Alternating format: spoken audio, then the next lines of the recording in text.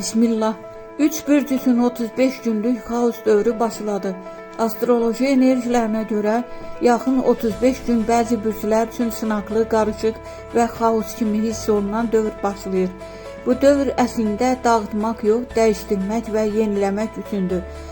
Ən çox təsir alan 3 bürc. Əqrəb. Bu dövrdə daxili gərginlik və emosional partlayışlar arta bilər. Gizli qalan məsələlər üzə çıxacaq. Münasibətlərdə sınanma var. Diqqət, tələsik qərar vermək, xüsusilə pul və münasibətlərdə. Buğa, maddi mövzularda dalğalanma ola bilər. Planlar gözlənildiyi kimi getməyə bilər. Səni dəyişməyə məcbur edən hadisələr olacaq. Diqqət, köhnə düşüncə tərzindən çıx. İnatkarlıq zərər verə bilər.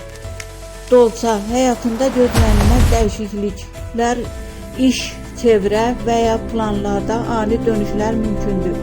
Özünü biraz yolunu itirmiş kimi hiss edə bilərsən. Diqqət, hər şeyi nəzarətdə saxlamağa çalışma, axına buraxmaq daha faydalı olacaq.